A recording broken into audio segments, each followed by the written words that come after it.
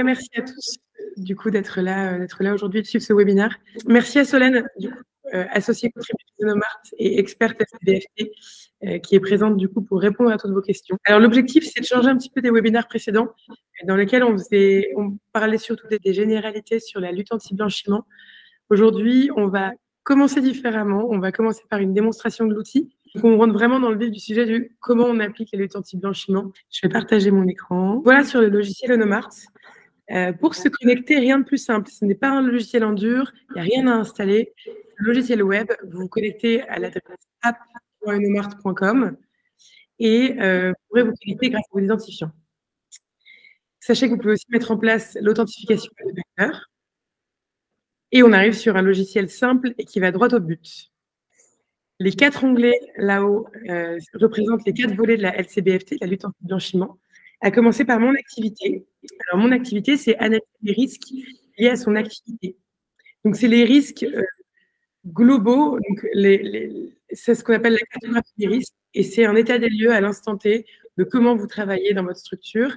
Et quels sont les risques, objets, clients, transactions sur le long terme. Les risques objets, c'est le travail de recherche de provenance. Donc, tout le travail de recherche de provenance à faire. Les clients, c'est Know Your Customer, donc connaître son client et se poser les bonnes questions et analyser les risques sur son client. Et les transactions, donc c'est propre aux œuvres, aux ventes que vous faites. Donc, dans l'onglet Mes clients, on va faire le focus là-dessus aujourd'hui. On arrive du coup sur l'outil qui permet de rentrer dans un premier temps dans la base les noms des clients et de les trier en non évalué, évalué ou email envoyé. Parce qu'on peut inviter un client par email, on rentre son email et Unomart lui envoie un email avec votre nom et qui dit dans le cadre de la lutte anti-blanchiment, nous avons besoin d'informations sur vous. Et donc, c'est le meilleur moyen pour récolter des informations sur le client. Donc, c'est une possibilité. Sinon, vous importez une liste Excel, un tableau Excel, où vous ajoutez les clients un à un. Pour ajouter un client, on vous donne les informations de facturation.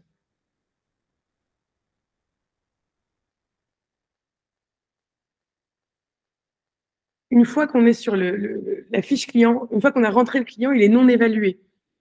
Donc, il va falloir évidemment faire l'évaluation des risques. Et ça, c'est le nerf de la guerre. C'est vraiment notre force de frappe.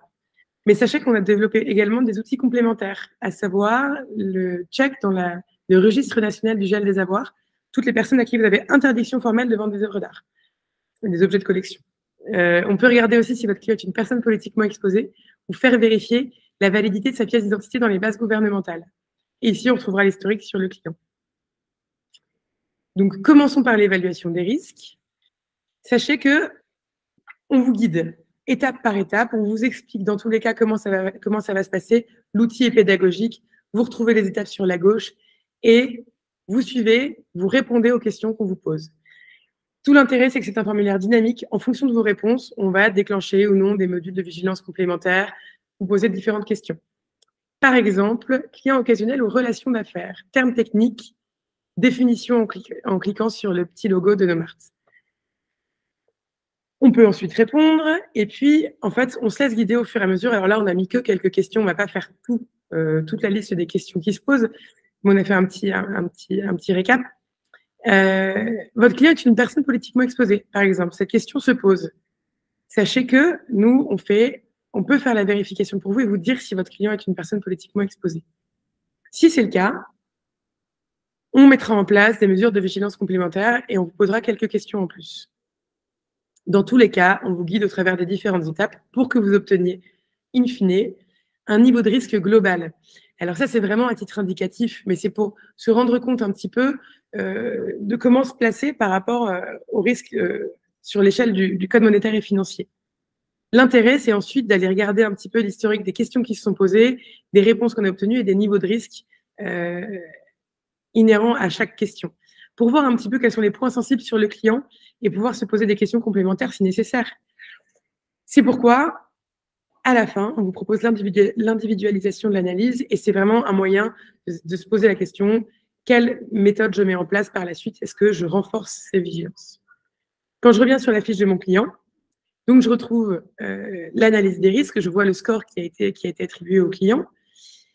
Et puis, tout l'intérêt, c'est que sur cette fiche, je vais retrouver absolument tout le travail que j'ai fait. Donc, je retrouve les informations de base de facturation du client, l'historique des analyses de risque que j'aurais faites, je peux les supprimer, les télécharger, je peux récupérer tous les documents que j'aurais téléchargés, les pièces justificatives, les rapports de vérification, les documents d'identité, toutes pièces que j'aurais ajoutées au document, je peux les retrouver ici.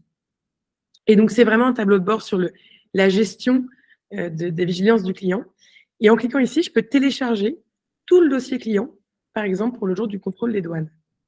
Mais je voulais vous montrer une autre fonctionnalité qui est très intéressante, qui est que à partir de votre compte entreprise, vous pouvez aussi pour un établissement et des dates pour votre établissement et des dates données, choisir de télécharger tout votre travail de conformité effectué sur Unomart.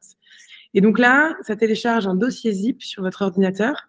Et donc l'intérêt, c'est que le jour du contrôle des douanes, vous puissiez télécharger cet équivalent de gros classeurs avec tout votre travail de conformité, que ce soit pour les risques activités, œuvres, clients ou transactions, tout est dans ce dossier. Et ça permet de montrer que vous avez fait ce qu'il fallait, ou même le jour où vous souhaitez quitter Unomart, vous ne perdez aucune information. Donc le but, c'est qu'on automatise et on centralise toutes les démarches d'analyse de risque pour chacun de ces 4 onglets. Et donc, on couvre l'ensemble de votre activité sur la gestion des risques pour la lutte anti-blanchiment. Voilà. Grosso modo, un petit peu comment ça se passe sur Unomart. Alors, c'était évidemment très rapide, mais le but, c'était vraiment de vous faire comprendre un petit peu comment ça fonctionnait, que vous ayez une vision du logiciel. Et ensuite, que vous puissiez, comme je le disais pour les nouveaux arrivants, ceux qui sont arrivés en cours de route, le but, c'est que vous puissiez ensuite poser vos questions. Donc, si vous avez la moindre question, vous avez la parole. Moi, j'ai justement une question. Sur votre outil, il y a marqué qu'il y a donc différentes évaluations à faire, transactions, objets et clients, il me semble. C'est quoi la différence entre ces 3 et est-ce qu'elles sont obligatoires ? En fait, la vigilance que vous devez avoir dans le cadre de cette réglementation de lutte contre le blanchiment de capitaux et de lutte contre le financement du terrorisme, elle est globale. Elle est autant sur le client, autant sur l'objet. Et en fait, on attend de vous, finalement, quand vous avez un client qui vient pour une transaction spéciale, vous devez être vigilant sur tous les aspects de la transaction. Tout ça ne forme qu'une unité. Et en fait, sauf que du coup, sur chaque segment, il va y avoir un type de réflexion un peu différente à mener. C'est-à-dire que vous ne pouvez pas vous poser la question de savoir quelle est la date de naissance d'un objet et est-ce qu'il a une carte nationale d'identité. Vous allez vous poser la question de sa provenance et de l'intégrité de sa documentation. Donc, en fait, sur ces 4 onglets, on a individualisé à chaque fois les types de réflexion que vous devez obligatoirement vous mener selon le Code monétaire et financier. Et donc, oui, c'est obligatoire pour ces 4 onglets. Et je rajouterai d'ailleurs, par rapport à la présentation que Violette vient de vous faire, que tout le travail de Unomart, c'est en fait de vous préconstituer en permanence les justificatifs que vous avez correctement effectué vos obligations de vigilance. Et c'est ça le nerf de la guerre, c'est-à-dire que même si vous êtes vigilant en disant « Ok, je fais mon analyse, je regarde mes documents, tout va bien », comment vous êtes en mesure de prouver le jour du contrôle que vous l'avez bien fait?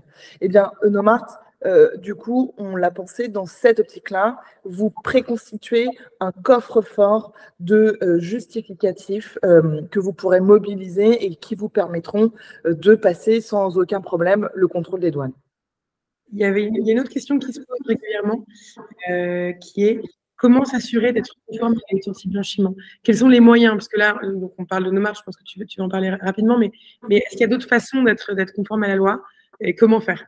Si vous êtes passionné des débats parlementaires, du journal officiel français, du journal officiel de l'Union européenne, du Code monétaire et financier, des lignes directrices des douanes ou de l'analyse sectorielle des risques. Et si vous aimez aussi vous connecter tous les 3 mois sur le site du groupe d'action financière internationale, alors vous êtes entièrement outillé. Si par contre tout ça, ça vous paraît un peu compliqué, il y a bien évidemment la possibilité de vous faire conseiller. Il y a des boîtes de consulting qui pullulent partout. Bien évidemment, les avocats sont également là pour aussi. Et puis ce qui est sûr, c'est que Unomart, c'est un peu une solution qui vient combiner en fait tout cela, puisque dans Unomart, Je fais en sorte que nos marques soient en permanence en conformité avec toutes les exigences réglementaires. Par exemple, vendredi, il y a eu une évolution des listes grises. Voilà les solutions qui s'offrent à vous. Pour ces réponses. On a une question sur le chat. Bonjour, est-ce que mon cabinet comptable peut le faire pour moi? Grande question. Alors, la question de savoir qui le fait pour vous, le Code monétaire et financier, il s'en fiche un peu. Par contre, sachez que même si vous déléguez à quelqu'un et même si cette personne est comptable, sachez que vous restez responsable à 100% de la bonne formalisation et de la bonne tenue des vigilances. Donc, se dire que si jamais dans votre tête, c'était de vous dire que votre comptable, il va prendre tout en main et que vous allez être protégé comme sur l'aspect comptable par votre expert comptable sur la lutte anti-blanchiment, c'est faux. Vous ne serez pas protégé, même si vous vous retranchez devant cette comptable ou cet expert comptable. Donc, peu importe la personne qui, dans votre entreprise, va mettre en œuvre ces obligations de vigilance, c'est la qualité des obligations de vigilance qui doit absolument être prise en œuvre. Et je dirais même plus, c'est que vous le voyez bien dans la petite démonstration, ce qui compte, ça va aller d'être au contact du client, de chercher de l'information, de sourcer de la vérif. Et ça, je suis désolée, mais un comptable dans une entreprise du marché de l'art, je ne le vois pas vraiment. C'est pas lui que vous allez mettre au contact de vos clients, soyons extrêmement honnêtes. Donc, je vois pas comment, dans quelle mesure votre comptable pourra être un atout dans cet exercice-là, sauf à ce que vous preniez votre comptable pour quelque chose de l'ordre du secrétariat un peu avancé sur la lutte anti-blanchiment. Donc, si je dois résumer mon propos, je dirais attention, votre comptable n'est pas là, ne peut pas se substituer à vous pour prendre la responsabilité qui pèse sur vous sur la lutte anti-blanchiment. Et l'autre question qui revient, c'était depuis quand les marchands sont-ils assujettis? Alors, je vais vous faire plusieurs types de réponses. Je vais vous faire une réponse de juriste et puis je vais vous faire une réponse de juriste pragmatique. Le juriste pur et dur, il vous dira que on retrouve le premier assujettissement des marchands d'art à la lutte anti-blanchiment dans la deuxième directive de lutte anti-blanchiment de l'Union européenne, qui date de 2001. Donc ça veut dire que c'est dans les tuyaux depuis très longtemps et que depuis très longtemps, l'Union européenne a estimé que le marché de l'art était un secteur qui pouvait être utilisé pour blanchir de l'argent ou financer du terrorisme. La réponse du juriste pragmatique, c'est de dire très bien, mais en 2001, il n'y avait pas de dispositif mis en place, ni même une bonne précision de ce qui était attendu des professionnels. Et par exemple, en 2001, il n'y avait même pas cet aspect d'approche par les risques. Donc, on était sur un assujettissement, on va dire, de principe. Moi, en toute franchise, j'estime que les marchands de l'art sont assujettis depuis le 1er décembre 2016. Pourquoi? Parce que c'est la date de l'ordonnance du 1er décembre 2016 qui vient finir l'organisation du dispositif de contrôle des marchands d'art. Pour le dire autrement, avant 2016, il n'y avait pas les douanes qui étaient destinées à vous contrôler. Donc, on pouvait toujours vous dire il faut faire plein de choses, mais si on ne vous accompagne pas, parce que les autorités de contrôle sont également là pour vous accompagner, si on ne vous accompagnait pas, je ne vois pas dans quel monde on pouvait estimer que vous auriez pu vous mettre en conformité si personne ne vous en informait. Et donc, il faut bien voir qu'il y a eu du coup les douanes qui ont été mis en place pour vous en 2016 et la Commission nationale des sanctions, qui est l'autorité qui vient regarder le dossier de contrôle des douanes pour apprécier l'opportunité de prononcer une sanction. Sachez que, du coup, cette Commission nationale des sanctions qui est à Bercy, elle a été prévue par les textes en 2009, mais elle n'a été mise en route que fin 2014. Donc, on est sur un delta d'organisation et de dispositifs assez récent. Et c'est pour ça que moi, je retiens pour les marchands d'art, en tant que juriste pragmatique et honnête, la date du 1er décembre 2016. Et moi, je voulais savoir comment ça se passait, un contrôle de douane. Alors, les douanes prennent rendez-vous avec vous ou viennent par surprise. Ça, ils ont toute l'attitude, ils ont le choix. Et quand ils viennent en physique chez vous, ils vont vous demander que vous leur produisiez peut-être les 10 derniers dossiers de transaction. Et ils vont, à partir de cet échantillon de dossiers, ils vont s'assurer, ils vont refaire toute la réflexion lutte anti-blanchiment. Donc, ils vont regarder si votre dossier est avec un client personne physique, ils vont regarder s'il y a bien la pièce d'identité. Ils vont regarder si cette personne était une personne politiquement exposée qui aurait nécessité de faire des mesures d'urgence complémentaires. Ils vont regarder s'il y avait des éléments de risque. Ils vont regarder si vous avez correctement fait vos examens renforcés.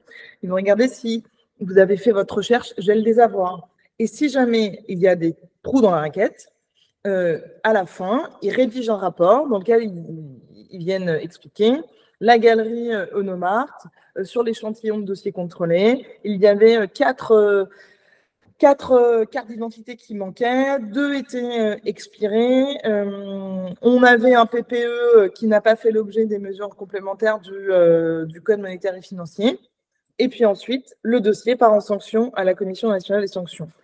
Ça, c'est le contrôle physique. Il peut être précédé, ce contrôle physique, d'un contrôle sur pièce.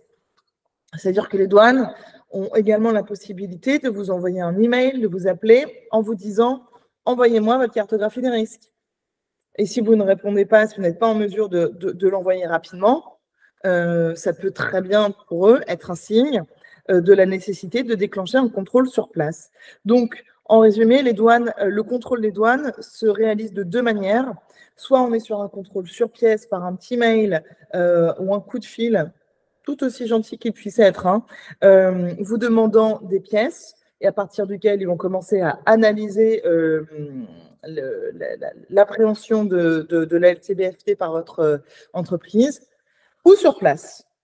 Alors là, ils viennent en physique, et puis ils mettent le nez dans vos dossiers. Et ils emportent des copies de tout.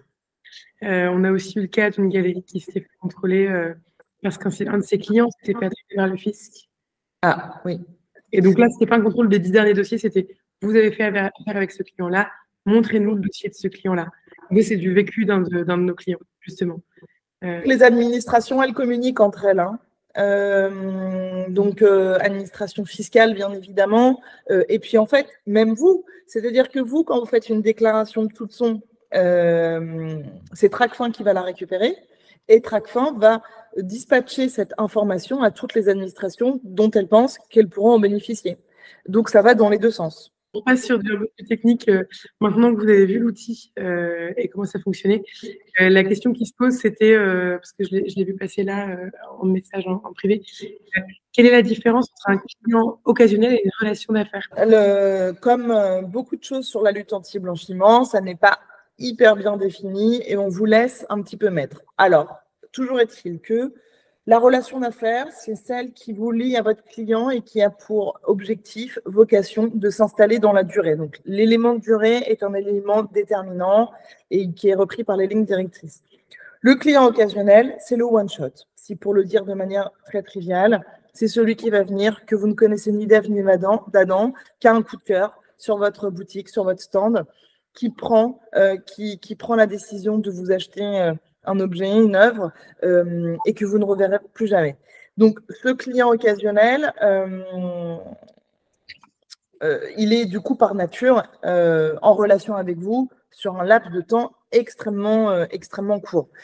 Il faut bien voir que du coup, ce distinguo, c'est à vous de le prévoir. Qui sont les clients que vous considérez, avec lesquels vous considérez être en relation pour une courte période de temps? Qui sont les clients avec lesquels vous êtes installé dans la durée? Et puis, si c'est un petit peu compliqué,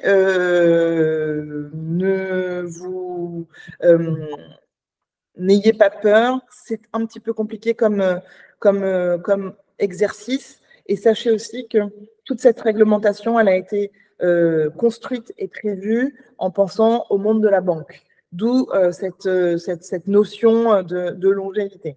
Donc, évidemment, pour vous, ça s'y prête moins bien. Donc, c'est pour ça qu'il faut retenir un client occasionnel, c'est un one-shot, et une relation d'affaires, c'est quelqu'un avec lequel vous êtes en relation, et pour toujours, je vous le souhaite. La deuxième question sur ce qu'on a vu du logiciel, on parlait aussi de personnes politiquement exposées. Alors, on a vu que Nomart permettait de définir si le client est une personne politiquement exposée ou pas. Nomart donne la réponse, mais concrètement, c'est quoi une personne politiquement exposée? Une personne politiquement exposée, c'est une personne qui a des fonctions politiques ou juridictionnelles ou militaires importantes dans son pays. Donc, ça va être le président de la République, les députés, les sénateurs, les membres de la Cour des comptes, de la Cour de cassation, le commandement, la hiérarchie élevée du commandement militaire.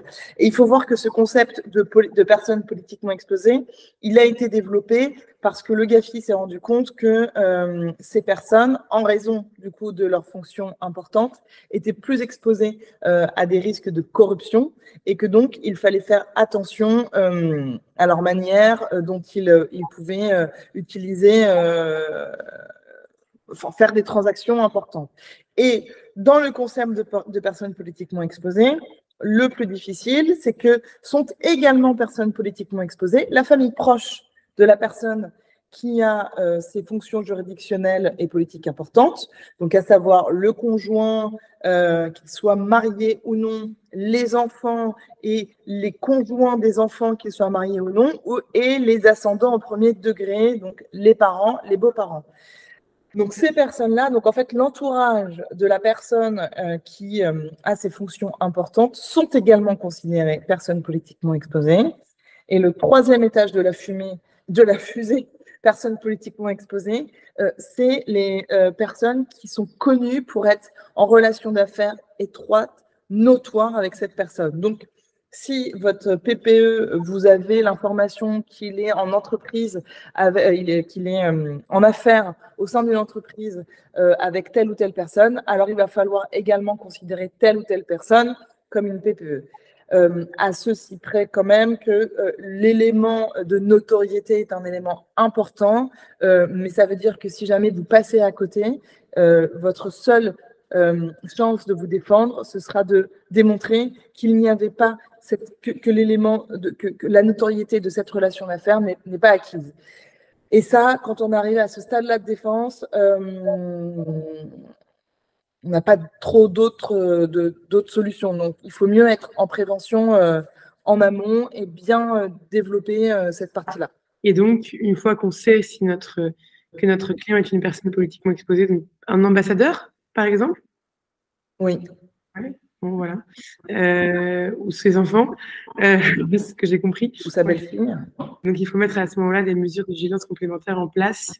Ouais, donc c'est tout en fonction des scénarios, se poser les bonnes questions sur son client. Oui, parce que c'est pas parce qu'un client est PPE qu'on vous dit ne faites pas de business avec lui, clairement pas. C'est juste pour faire du business avec une PPE, on vous demande du coup la mise en œuvre de mesures de vigilance complémentaires, et c'est bien évidemment ce qui est prévu par l'outil Onomart. C'est-à-dire que vous n'avez pas à vous poser la question de savoir ce que vous devez mettre en œuvre, on vous accompagne en permanence tout de suite sur le sujet. Du coup, la question qui se pose, c'est toutes ces questions de PPE, de clients occasionnels, de relations d'affaires, etc.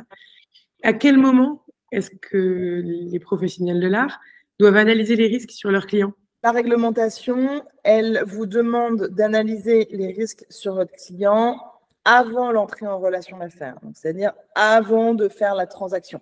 D'accord. Et quand c'est pas possible, là je fais l'avocat du diable, mais on a... Ouais.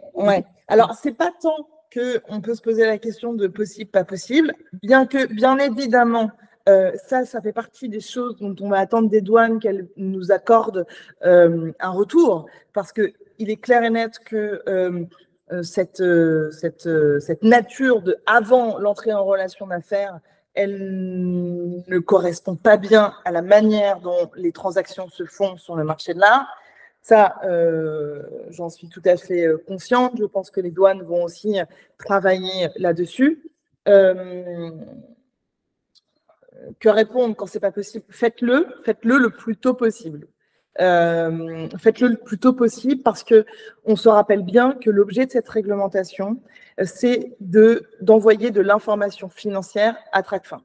Donc, Tracfin préférera toujours une information, même un poil tardive, que pas d'information du tout qui ferait qu'on passe à côté d'une transaction.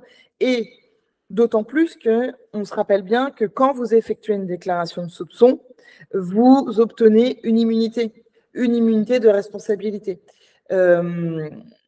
civile, pénale. Donc, c'est intéressant même de refaire ce travail d'analyse pour être en mesure, le cas échéant, de détecter les risques ou des soupçons et de transmettre l'information à Tracfin. Donc, quand ce n'est pas possible, faites au mieux. On préfère forcément que ce soit fait même un petit peu tardivement que pas du tout. Ok, très bien. Ça, c'est du conseil. Non, mais c'est vrai, il faut aussi parfois se poser les questions que les professionnels se posent quand ils essaient d'appliquer la loi et qu'ils mettent en place les mesures de vigilance et les process en interne. Et une fois qu'on l'a évalué, est-ce qu'il faut le réévaluer? À quelle fréquence on réévalue un client? Ça, c'est à vous de choisir. J'ai envie de vous dire, c'est à vous de choisir. Le Code monétaire et financier vous fait obligation d'avoir un KYC actualisé. Ça veut dire que vous devez vous assurer en permanence que vos pièces justificatives et que vos informations que vous avez en rapport, enfin sur votre client, correspondent bien à sa situation actuelle. Donc, à vous de voir, selon votre type de clientèle, à vous de voir si vos clients sont des personnes publiques, par exemple. Ça permet aussi tout de suite peut-être d'avoir accès à d'autres informations. C'est-à-dire que si ils changent de résidence fiscale, il y a plusieurs artistes, ça a juste fait les gros titres, par exemple. Donc, à vous de voir, à vous de choisir. Je dirais juste, attention à ceci près, c'est qu'on va vous demander d'être en mesure de détecter si, par exemple, l'un de vos clients devient un PPE en cours de relation d'affaires, vous êtes tenu de le détecter. Donc, il faut vous organiser, en fait, pour ne pas passer à côté de ça. Et l'autre gros warning que je veux vous dire, ça va être le gel des avoirs, bien sûr. C'est-à-dire que si vous rentrez en relation avec un client qui, au moment de l'entrée en relation, n'est pas visé par une mesure de gel, et qu'il y a une mesure de gel qui rentre à son encontre 4 jours plus tard, vous êtes absolument tenu de le détecter, de ne pas faire affaire avec lui, de suspendre la transaction et d'en informer la DG Trésor. Donc, il y a des gros sujets, et je n'ai pas tout dit là maintenant, mais il y a des gros sujets pour lesquels vous devez vous organiser pour ne pas passer à côté. Parce que ça, on ne vous le pardonnera pas. Une autre question, du coup, parce qu'on a vu qu'il y avait l'analyse des risques du client. On a vu aussi qu'il y avait une analyse des risques de la transaction. Et donc, à quel moment, une fois qu'on a analysé notre client, même avant la transaction, à quel moment on fait l'analyse des risques de la transaction? C'est au moment où vous l'avez faite, c'est-à-dire que la transaction, l'analyse des risques de la transaction, elle va surtout avoir pour objet d'analyser les modalités de la transaction. Donc, ça va vraiment être la partie règlement. Est-ce qu'il y a des incohérences entre ce qui vous a été annoncé et ce qui est effectivement fait? Où est située la banque de laquelle était mis le virement pour le règlement? Donc ça, vous le faites une fois que vous avez les éléments de manière triviale. Après, vous êtes libre sur l'analyse de la transaction. Le Code monétaire et financier vous demande de détecter les opérations suspectes le plus tôt possible et d'en informer Tracfin le plus tôt possible. Mais ça, c'est vraiment votre manière à vous de travailler avec vos clients. C'est-à-dire que dès qu'elle est faite, ne tardez pas trop à faire cette analyse de transaction pour pouvoir être en mesure de détecter éventuellement les éléments de risque et puis surtout de se dire aussi que le justificatif que vous allez vous préconstituer sur Onomart soit pertinent. C'est-à-dire que si vous faites l'analyse de la transaction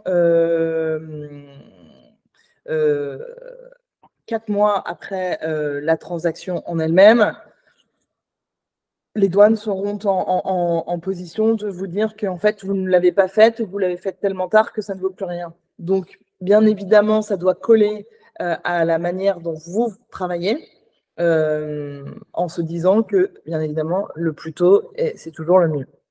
Et je rebondis pour dire que sur le no-mark, ça a été pensé assez intelligemment par Solène.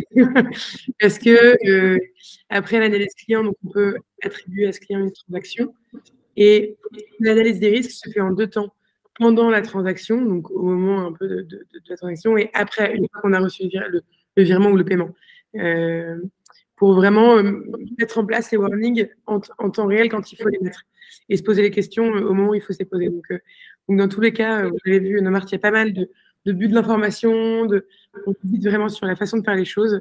Et donc, idem pour la transaction. Voilà.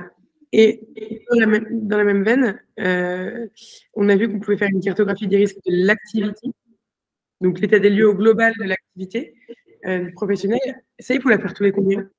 Pareil, ça c'est vous qui décidez. En fait, donc il faut la faire la première. La première, vous la faites le plus tôt possible. Et ensuite, ça va être la cartographie, c'est un petit peu la photo, un instant T de votre activité.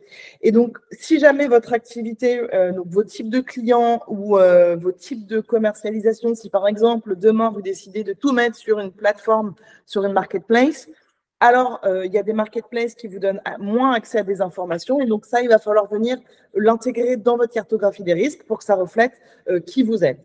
Donc, si rien ne bouge dans votre activité, on peut tout à fait estimer qu'une réactualisation tous les 3 ans est largement suffisante. S'il y a des éléments, des nouveautés, des nouveaux types de produits, des nouveaux canaux de distribution que vous utilisez, ou des nouveaux types de clients, alors il va falloir la réévaluer avant cela. En fonction, voilà, dès qu'il y a qu'on repère un changement, il faut recommencer tout le travail, parce que c'est quand même du travail à remplir, mais bon, sur Nomart, encore une fois, c'est au moins on se laisse guider. Votre logiciel paraît intéressant, cependant, quels sont vos engagements quant à l'utilisation du stockage de mes données? Alors, peut-être que c'est moi qui réponds, Solène. Ouais. Et Nomart, nous, on a plusieurs engagements. En fait, déjà, il faut savoir qu'on on le partage sur la politique de confidentialité des données. En fait, on respecte toutes les normes de RGPD et de certification ISO, etc., pour s'assurer que vos données sont protégées. Elles sont conservées en France sur des bases différentes. Donc, on s'assure de les avoir à long terme, le temps que vous en ayez besoin. Et surtout, on s'engage à ce qu'elles soient cryptées. Donc, même nos employés n'y ont pas accès, les développeurs derrière le logiciel ne sont accessibles à personne. C'est vraiment juste histoire de centraliser les données pour vous les restituer le jour où vous en aurez besoin. Dans notre politique de confidentialité des données, on s'engage à n'en faire absolument aucun usage et à ne pas y avoir accès. Donc ça fait vraiment partie des valeurs de Nomart, c'est de ne pas utiliser vos données, de ne jamais violer un peu ce secret professionnel, parce qu'on sait l'expérience que nos clients, on a des grandes maisons de vente, on a des galeries, des antiquaires qui font beaucoup de volume et qui tiennent énormément à leur carnet d'adresse. Donc nous, on prend vraiment l'engagement de ne jamais toucher à ce carnet d'adresse. Et s'il devait y avoir le moindre changement sur une politique de confidentialité des données, pour quelque raison que ce soit, évidemment, nos utilisateurs en seraient notifiés bien avant le changement. Donc, vous pourriez retirer vos billes bien avant qu'il y ait un changement sur la politique de confidentialité des données. Typiquement, comme je vous l'ai montré pendant la démonstration, vous pouvez récupérer absolument tout votre travail de conformité. Donc, l'intérêt, c'est vraiment justement qu'on soit un outil utile et sécure pour vous et confidentiel, en fait. Parce qu'on sait que ce travail de confidentialité, vous le perdez un petit... Enfin, cette culture de la confidentialité, vous la perdez un petit peu en devant enquêter à ce point-là sur vos clients. On sait que ça va à l'encontre des valeurs du marché de l'art. On vient du marché de l'art, donc on sait ce que ça veut dire pour vous. Donc, en vous fournissant cet outil, le but, c'est que vous soyez conforme. Et c'est pas qu'on fasse usage de vos données, au contraire, c'est qu'on vous assure quand même si c'est très intrusif d'appliquer cette réglementation auprès de vos clients, on garantit la sécurité. C'est là un peu nos valeurs, c'est de dire on fournit l'outil sécure, confidentiel, conforme. Voilà, écoutez, je pense qu'on peut s'arrêter là. Rendez-vous en septembre. En septembre, super. Dernier mercredi du mois de septembre. Rendez-vous, prochain webinaire pour remettre un petit peu les pendules à l'heure pour la rentrée. Bon, merci Célène, merci à tous d'avoir participé. Et puis, passez une excellente journée et puis à bientôt, j'espère.